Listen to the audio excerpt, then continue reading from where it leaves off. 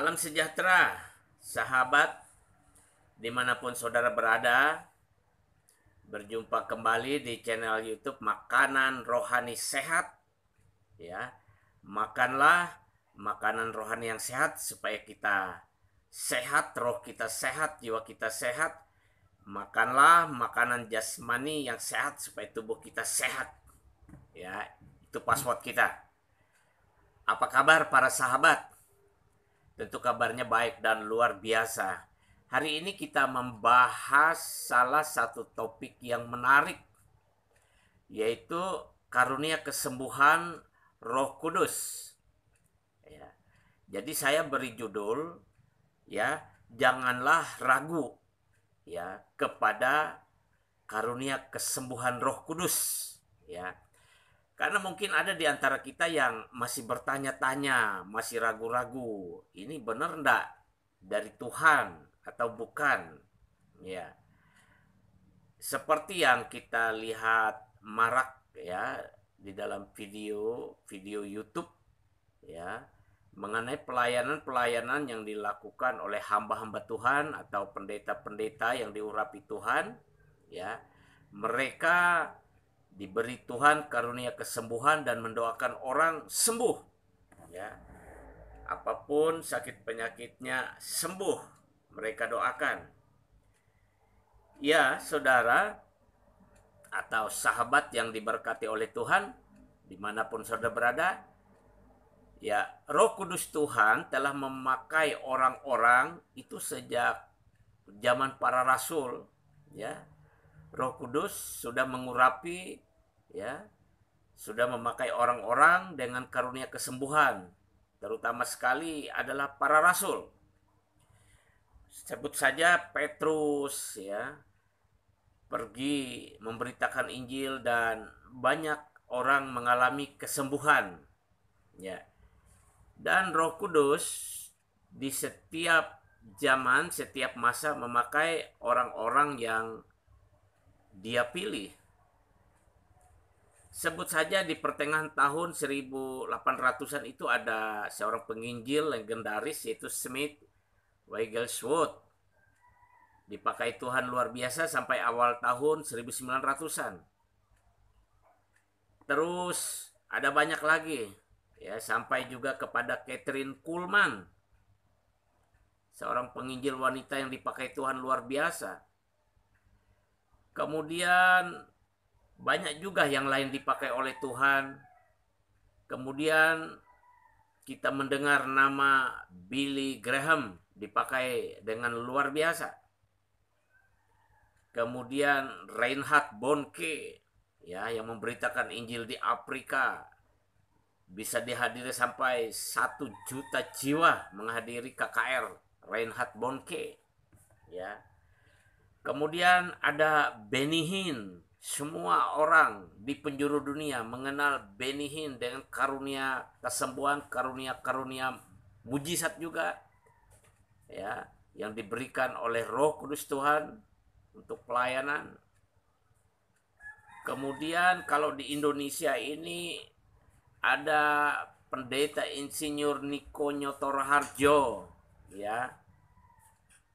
Kemudian kalau di Pulau Sumatera kita lihat dari YouTube itu ada pendeta Risuli Lubis, ya, di Sumatera. Kemudian yang viral banget, ya, yang menurut saya sangat populer sekali, ya, itu adalah Pastor Andy Simon yang ada di Kota Balikpapan, Kalimantan Timur. Sangat-sangat luar biasa. Dan kalau kita perhatikan perkembangannya, ada yang menyatakan bahwa itu dari Tuhan, ada yang meragukan. Ya. Saya mau berbagi kebenaran dengan kita semua karena saya juga adalah seorang hamba Tuhan, meskipun bagian saya ditugaskan Tuhan di desa. Jadi saya juga mau berbagi akan kebenaran firman Tuhan tentang karunia kesembuhan Roh Kudus ini. Ya. Jadi karunia kesembuhan itu adalah memang karunia yang Tuhan berikan, ya, oleh Roh Kudusnya kepada setiap orang yang memang Tuhan mau pakai, Tuhan pilih orang itu. Ya. Jadi karunia kesembuhan itu bisa kita lihat di 1 Korintus 12. Kita buka Alkitab 1 Korintus 12. Kita harus pakai Alkitab saudara ya, supaya kita tidak salah sumber ya. Mari kita buka 1 Korintus pasal 12.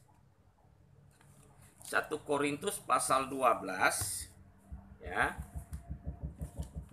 Kita lihat di ayat yang keempat, saudara. Ya, 1 Korintus pasal 12 ayat yang keempat saya bacakan untuk kita.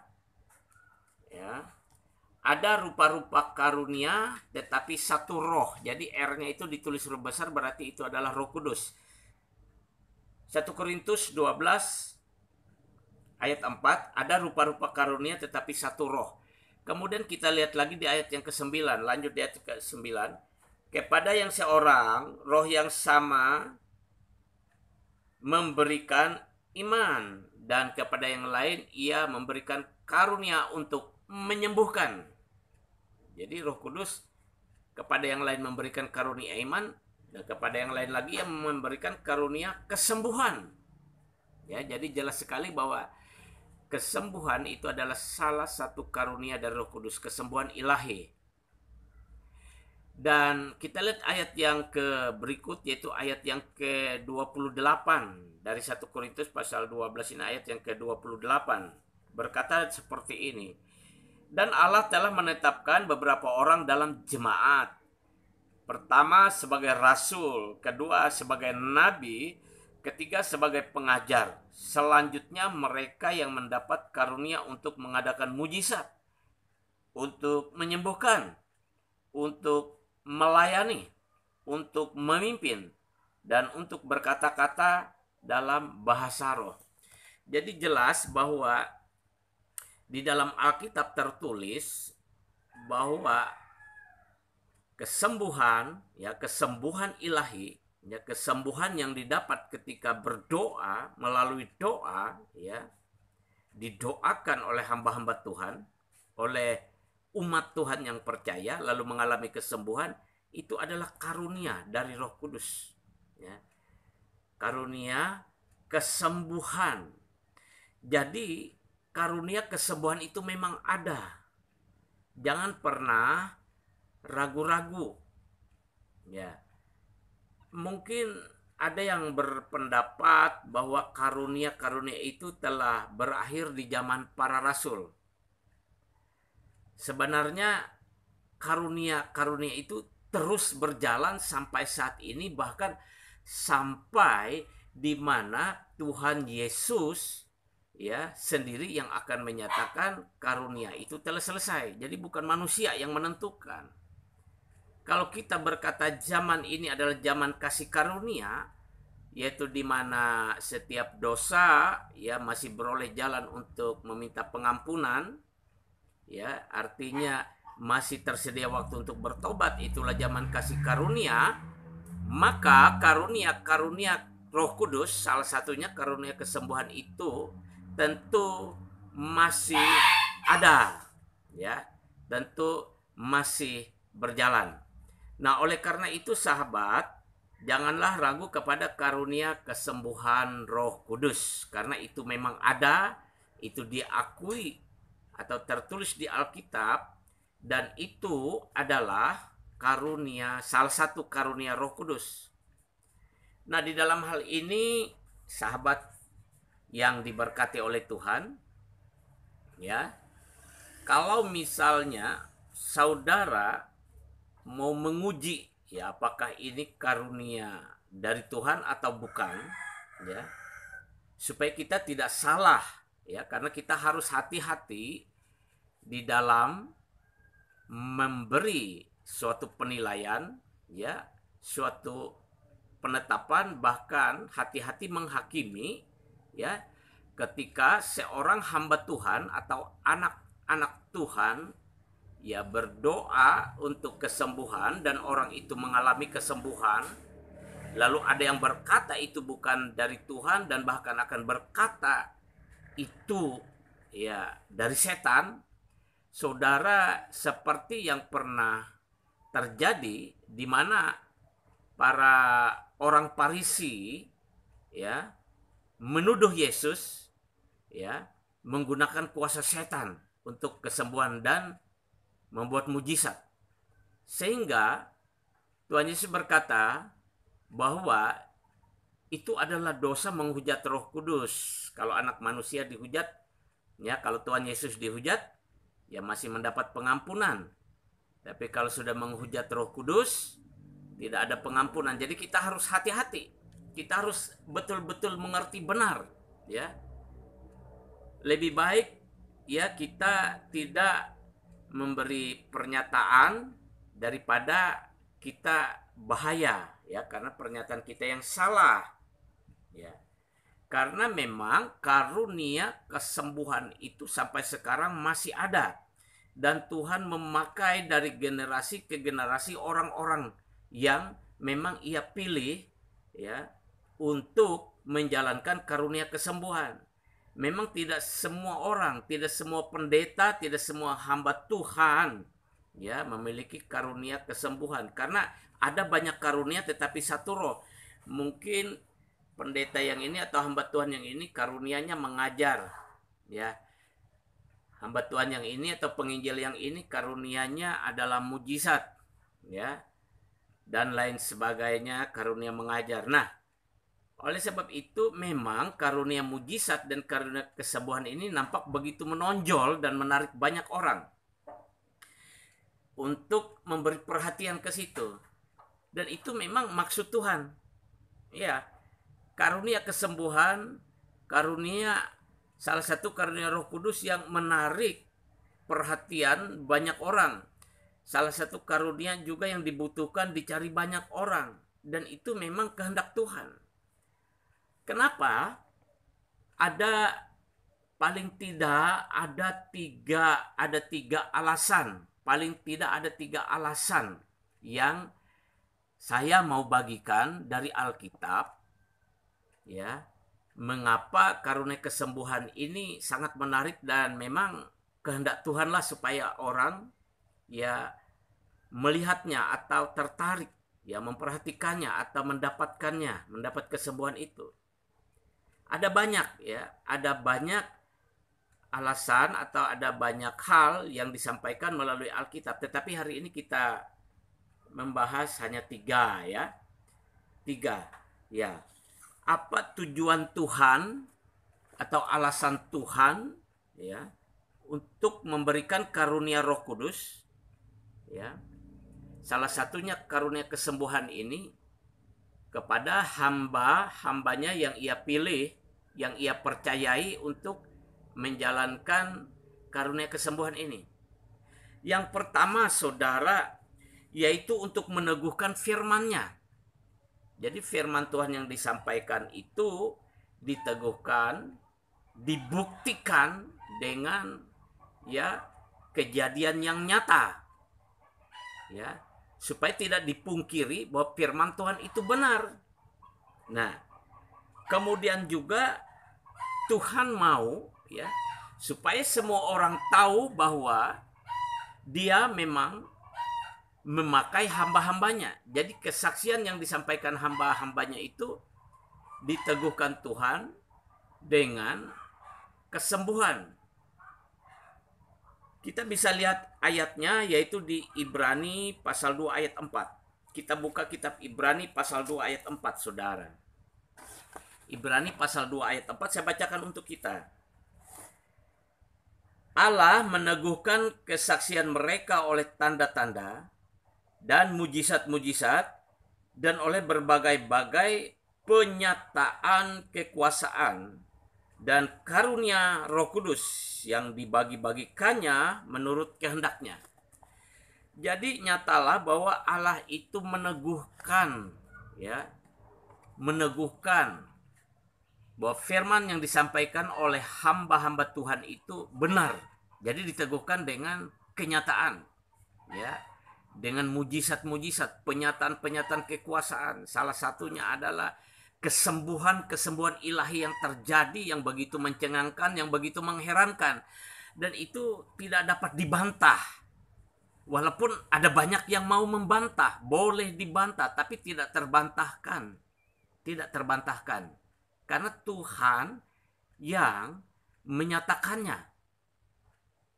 Ya. Nah, kemudian lagi satu ayat, Markus 16 ayat 20. Jadi Injil Markus, kita lihat Injil Markus 16 ya. Ayat yang ke-20. Sebenarnya bisa dibaca dari ayat yang ke-15, tapi kita baca saja di ayat yang ke-20. Injil Markus pasal 16 ayat yang ke-20 berkata, mereka pun pergilah memberitakan Injil ke segala penjuru. Mereka itu adalah murid-murid Yesus waktu itu, ya, pergi ke segala penjuru untuk memberitakan Injil. Dan Tuhan turut bekerja dan meneguhkan firman itu dengan tanda-tanda yang menyertainya. Jadi, ya, sahabat yang dikasihi dan diberkati oleh Tuhan dimanapun saudara berada, karunia kesembuhan itu meneguhkan. Ya, ketika hamba-hamba Tuhan, murid-murid Tuhan Yesus, anak-anak Tuhan di zaman sekarang, ya, menyampaikan bahwa Yesus itu Tuhan, bahwa Yesus itu tabib yang ajaib, bahwa Tuhan Yesus itu penyembuh, dia sanggup menyembuhkan dan menyelamatkan. Dan ketika ada orang sakit, mereka melayani, mereka berdoa dan terjadi kesembuhan. Tujuan Tuhan adalah untuk meneguhkan firman Tuhan, meneguhkan berita Injil, dan meneguhkan apa yang disampaikan oleh hamba-hambanya atau anak-anaknya atau setiap orang percaya. Jadi yang pertama adalah tujuan Tuhan, ya, memberikan karunia Roh Kudus, karunia kesembuhan Roh Kudus adalah untuk meneguhkan firman-Nya dan meneguhkan kesaksian orang percaya. Nah, berikutnya, ya, apa tujuannya Tuhan memberikan karunia Roh Kudus? Yang salah satunya adalah karunia kesembuhan. Tuhan mau menyatakan kuasa dan kemuliaan namanya. Jadi Tuhan itu mau, ya, bahwa kekuasaan atau kuasa namanya, kemuliaan namanya itu dinyatakan. Saudara, kita bisa lihat dalam kitab Mazmur pasal 29, saudara. Mazmur pasal 29, ya, saya bacakan untuk kita.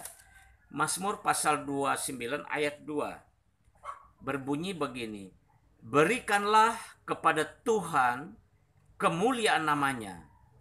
Sujudlah kepada Tuhan dengan berhiaskan kekudusan. Jadi Tuhan mau, ya, supaya namanya itu dipermuliakan. Supaya namanya itu dipermuliakan.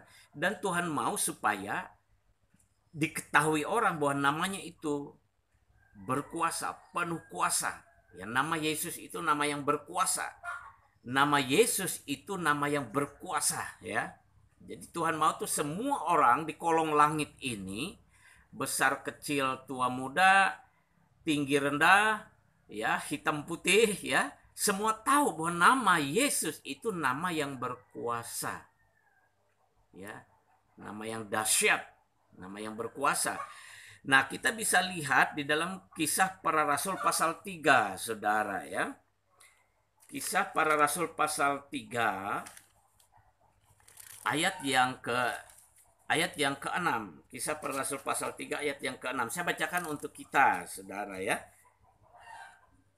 Tetapi Petrus berkata, ya, emas dan perak tidak ada padaku, tetapi apa yang kupunyai kuberikan kepadamu. Demi nama Yesus Kristus, orang Nazaret itu, berjalanlah. Nah, ceritanya ketika Petrus dan, ya, Yohanes, mereka ke Bait Allah, dan di Bait Allah itu berjumpa dengan orang lumpuh yang selalu, ya, minta di situ.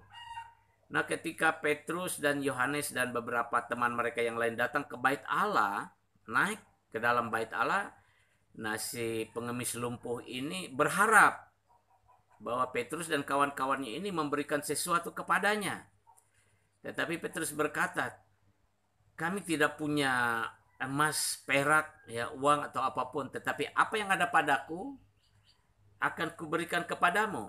Demi nama Yesus, orang Nazaret itu, berjalanlah, katanya. Lalu Petrus memegang tangan orang itu, membantunya berdiri, membantunya berjalan sebentar. Lalu orang itu berjalan dan melompat-lompat karena kakinya menjadi kuat dan ia bisa berjalan. Ya. Petrus berani berkata, apa yang ada padaku? Apa yang ada pada Petrus? Yaitu Roh Kudus. Ketika Roh Kudus ada dalam kehidupan seseorang, karunia-Nya pun ada. Jadi setiap orang sebenarnya memiliki karunia. Memiliki karunia Roh Kudus setiap orang yang sudah diurapi, mengalami yang namanya dipenuhi Tuhan dengan Roh-Nya yang kudus. Ya. Ada karunia-Nya, dan Petrus mengetahui bahwa dia punya karunia itu, sehingga dia berani berkata seperti itu. Itu adalah perkataan orang yang sudah dicelikan mata rohnya. Itu adalah perkataan orang yang sudah hatinya sudah dibaharui oleh Tuhan. Itu adalah perkataan orang yang lahir baru. Itu adalah perkataan orang yang sudah diurapi. Itu adalah perkataan orang yang sudah dibaptis dengan Roh Kudus. Ya, itu perkataan iman. Jadi semua kita sebenarnya yang sudah mengalami hal-hal yang saya sebutkan tadi, ya, sudah ada pada kita karunia. Hanya karunianya apa? Setiap kita perlu mengetahui. Kalau kita dalam pelayanan, dalam hidup keseharian kita, ya, menonjol, ada yang menonjol, ya, itu karunia kita. Misalnya kita suka sekali mau mengajar orang, berarti ada karunia untuk mengajar. Kalau senang memimpin, ya berarti itu karunia untuk memimpin. Ya. Senang, ya, bernubuat, ya berarti itu karunia untuk bernubuat. Ada yang menonjol. Satu orang bisa satu karunia dan bisa lebih. Ya. Nah, kembali kepada poin kita tadi bahwa Tuhan mau melalui karunia Roh Kudus, salah satunya adalah kesembuhan ini adalah untuk menyatakan kuasa dan kemuliaan namanya. Ya, saudara. Kemudian yang ketiga, ya, saudara, adalah untuk menolong jiwa-jiwa. Maaf, saya batuk, ya. Saya minum dulu.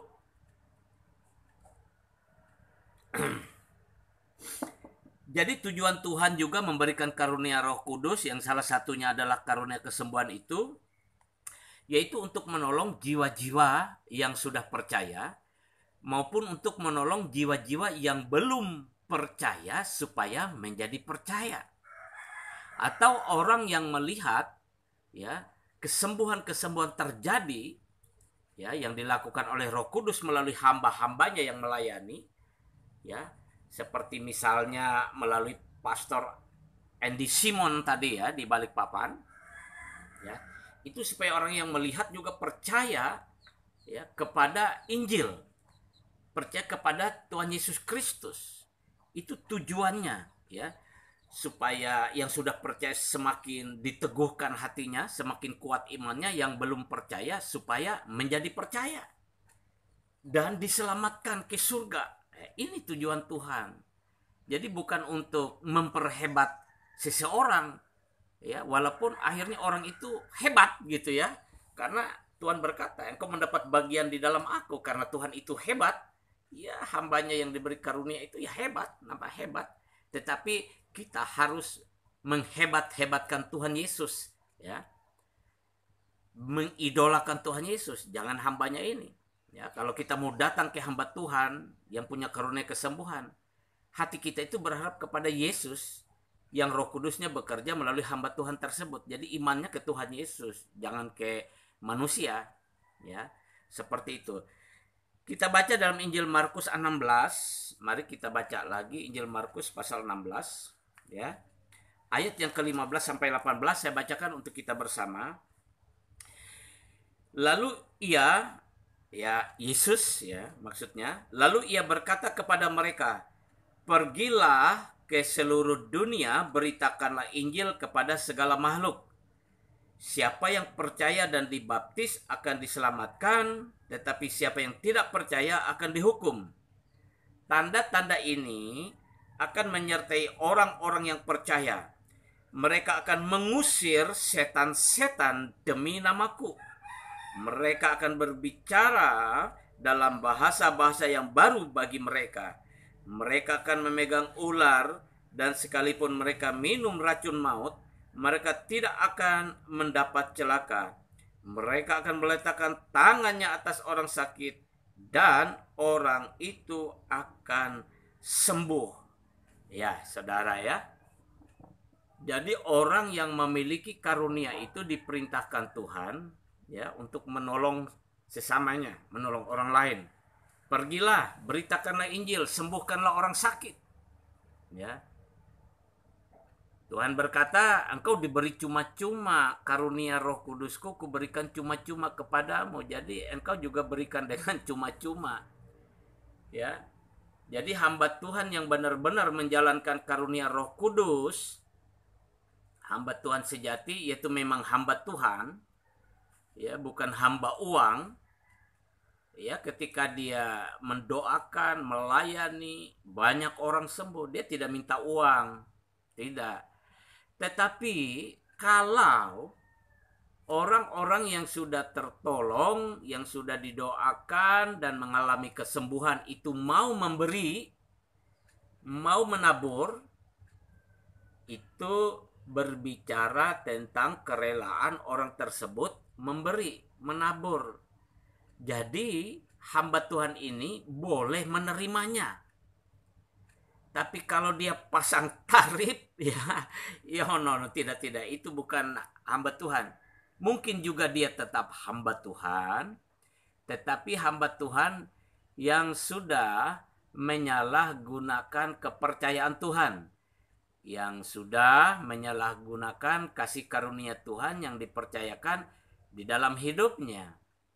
Jikalau ada hamba Tuhan yang seperti itu, biarlah Tuhan yang akan menghakiminya. Tuhan Yesus sendiri yang menegur hambanya yang berlaku sikap salah seperti itu.